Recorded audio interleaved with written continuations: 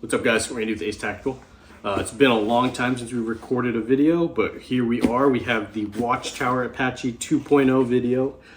So after I got it work done by Dave Simsick, DSCgunworks, this is the Apache 2.0. If you haven't seen the first video and you want to see a stock Apache, check that out. We'll put the link in the video somewhere. But it's going to come in a box or a bag like this, Watchtower bag. And then you're not going to have these patches. These are my patches. But everything else, you'll get it like this. Again, go ahead and watch the video of the gun stock if you want to see. Right now, we're going to talk about the Apache 2.0 after it's been modified and worked on by DSCgunworks.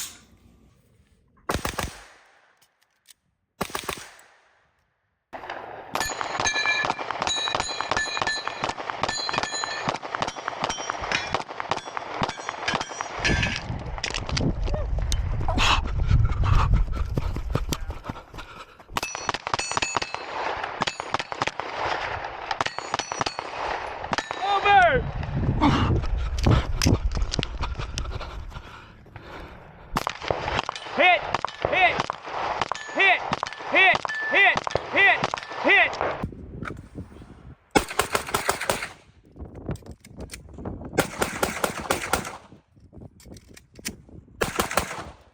As always, guys, we got NOS in the video, and we'll go ahead, break down the gun top to bottom. So we have SRO with the JagerWorks Bros Trijicon SRO shield. I've got a spade on there, as you can see. So the shield was Cerakoted by the Warrior Solution, actually. Jeremy with the Warrior Solution Cerakoted this shield, threw the spade on there, Cerakoted this light, and I think that was about it. So just the light, the shield, done by the Warrior Solution.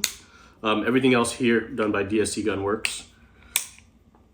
Going down from the optic right here on the slide, we have 3 ports added, and then the compensator was opened up. So the stock version, the compensator is a little bit smaller. That expansion chamber is a little bit smaller. And to me, it didn't feel very effective. Opened up the expansion chamber, opened up that comp, and then added 3 inline ports. So 3 inline ports on the barrel. That paired with the open up compensator makes this gun completely different than stock. Makes it a much better shooting experience. Extremely flat gun. Really nice gun to shoot and rip with. On top of that, DSCgunworks, normally the Apache comes with a threaded barrel. It's a 2-piece barrel setup. It's not a true comp block setup. DSCgunworks made it now. It's no longer, it's still threaded, but it's no longer, you're not able to remove the comp. So it is more like a comp block setup. How much does that affect it? I couldn't tell you. I think majority of the recoil change is from the comp being opened up and those ports added. But everything Dave did to this gun makes this gun a really good shooting experience. And not just the shooting experience, just handling the gun itself feels much smoother than before when I had it stock. Really just this racking motion right here, much better. This is what I wish the Apache would have been out of the box. Granted, yeah, you could say there was a break-in period, but with the stock Apache video, I did film a good amount of rounds. It should have been well past the break-in period. Now I have much more rounds. I didn't do a good job at keeping a round count for this gun. I've used it in plenty competition shooting, plenty range shooting. So I would guess we're probably close to 5,000 rounds in total through the Apache. And very nice gun.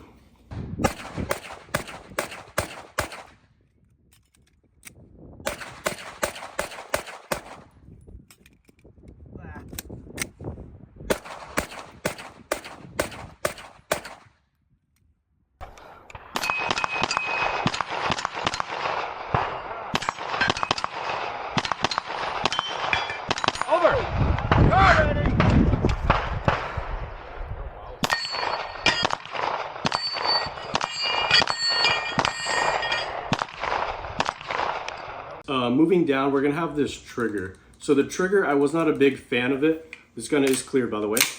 Wasn't a big fan of this trigger stock out of the box either. It felt very heavy for a 2011.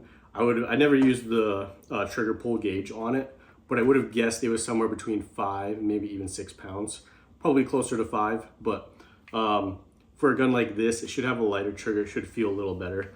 That was a little too heavy for me, more comparable to like a stock Glock triggers, which is not really a great trigger at all. My buddy Phil from Phil Shoots Guns YouTube channel, go ahead and check out his channel. He was able to tune the trigger for me. He works on a lot of 2011s himself as well. Anything super complicated, I do send off to Dave with DSCgunworks, but Phil knows enough to be able to tune the trigger. So he was tuning this trigger for me, got it down. We'll go ahead and we'll get it tested on the pull gauge, and I'll get you guys an actual measurement. But let's go ahead and just look at that trigger first. So right here, we're gonna have a little bit of take up, a good amount of take up to where you have pretty much reassurance. You know, you're not just gonna tap the trigger and it's gonna go off. You're gonna have some take up, you're gonna have a good wall, and then it just goes right off. Again, a little bit of take up, wall, and goes off. And we'll go ahead and look at that reset right here and right there, reset. Beautiful. Let's go ahead and now we'll do a total of 5 pulls, and then we'll see what the average comes out to.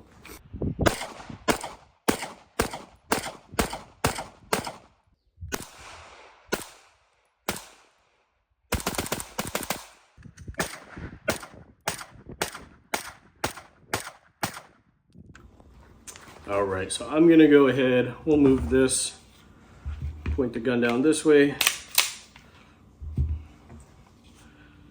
We'll get our first pull. So this one is just under 2, very light actually, just under 2. We're looking at 1 pound, 12.8 ounces. Very on the light end. Usually I've been getting closer to the 2.5 range, but we'll go ahead and go to the next one.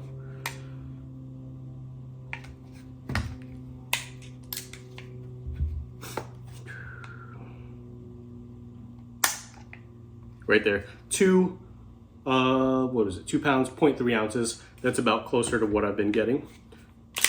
Very nice trigger. And we'll go to the next one. And 2 pounds, 2.8 ounces.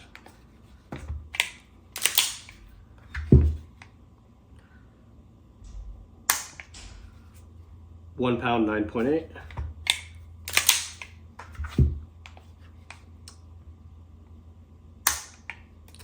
2.01. And last pull, oh, actually we'll scratch that. Last pull, 1 pound, 11.9 ounces. We're looking at an average of, again, we're just under 2 pounds. Pretty crazy. 1 pound, 14.3 ounces. 16 would have been 2, so just under 2 pounds on average. I'm gonna go ahead and call it a 2 pound trigger. But again, we'll go ahead and look at that trigger. Beautiful. This feels really good. One of the better triggers I have in the amount of, in the guns I own. Just beautiful trigger.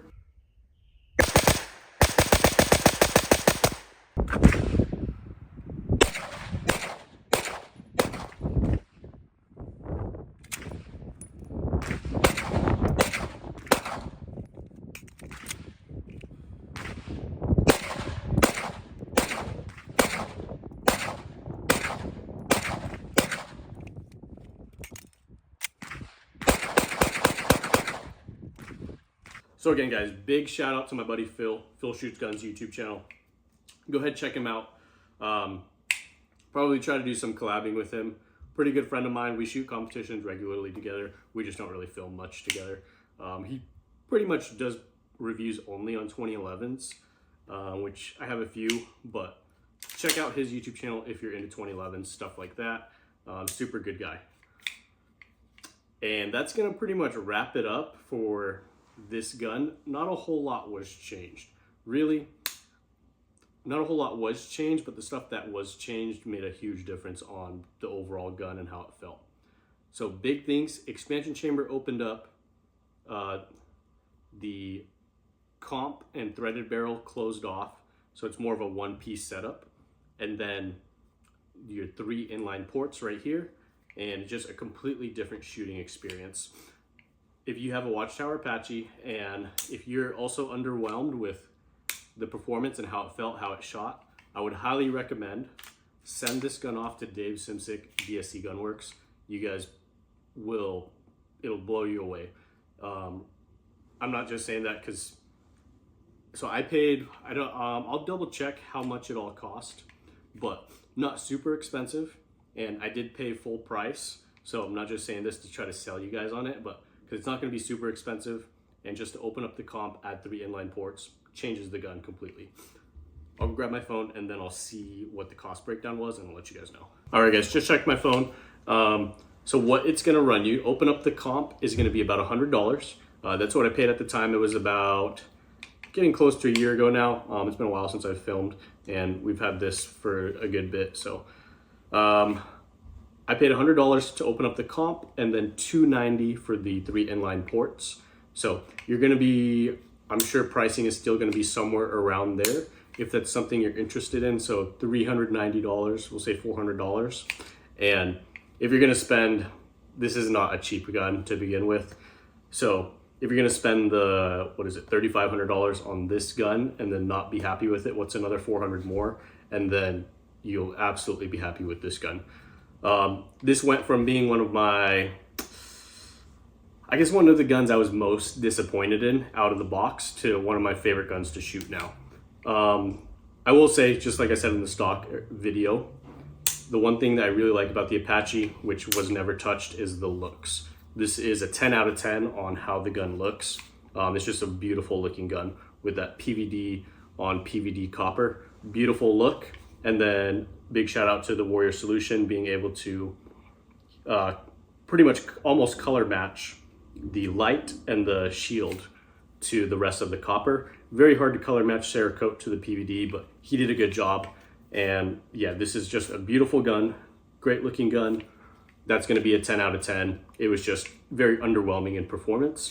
And Dave with DSCgunworks really changed that around. And now this is just a phenomenal gun. Really easy gun to shoot, fast, shoot accurately.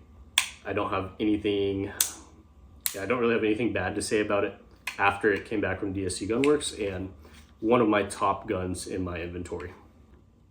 Yeah, that's all I really got. The channel should be more consistent coming up, really, especially with the year coming to an end. I was just super busy with my actual job in life.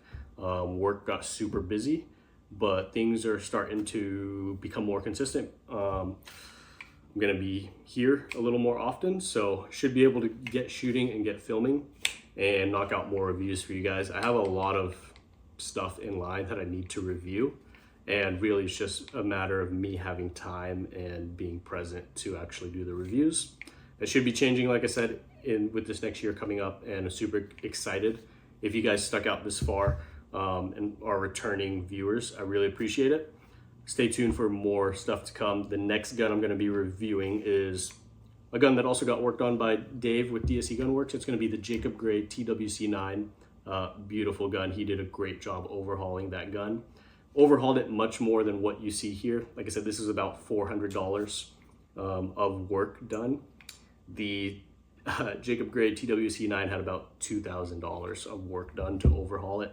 Completely different gun. And that was a gun that was actually a great gun before I sent it to him. And he made it from a gun I would say is probably like a 7 out of 10 to like a 12 out of 10. I'll talk about it in that video. That's all I got for you guys. Thanks for watching.